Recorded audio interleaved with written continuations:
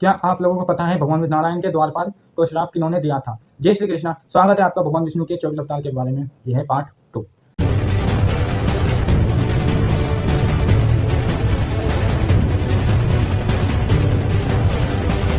सनत कुमार ब्रह्मा जी के मानस पुत्र थे। उनकी इच्छा से जन्मे थे। उन्होंने अपने पूरे जीवन में ब्रह्मचार्य का पालन किया। ब्रह्मा की उत्पत्ति भगवान विष्णु की नाभि में उत्पन्न कमल पर हुई। उन्होंने कमल के डंठल के अंदर उतरकर उसका मूल जानने का प्रयास किया, लेकिन नहीं जान पाए। तब वह कमल में आकर कमल पर विराजमान होकर सोचने लगे कि मैं कहाँ से और कैसे उत्पन्न हुआ हूँ। तभी एक शब्द सुनाई दिया, तपस तपस। तब ब्रह्मा ने 100 वर्षों तक वही आग बंद करके तपस्या की। फिर ब्रह्मा को भगवान विष्णु से की प्रेरणा से सृष्टि की रचना का आदेश मिला। फिर ब्रह्मा ने विष्णु जी की शक्ति से 10 तेजस्वी पुत्रों का जन्म, और फिर ब्रह्मा ने अपने शरीर के 2 अंश किए। एक अंश से पुरुष रूप मनु और दूसरे से स्त्री रूप शत्रुपा को जन्म दिया। धर्म ग्रंथों के अनुसार सृष्टि के आरंभ में ब्रह्मा ने अनेक लोगों की रचना करने की इच्छा से घोर तपस्या की। उनके तप से प्रसन्न होकर भगवान विष्णु ने तप अर्थ वाले सन नाम से युक्त होकर सनक, सनंदन, सनातन और सनत कुमार नाम के 4 मुनियों को रूप में अवतार लिया। ये चारों प्रकट काल से ही मोक्ष मार्ग पलायन ध्यान में तल्लीन रहते थे।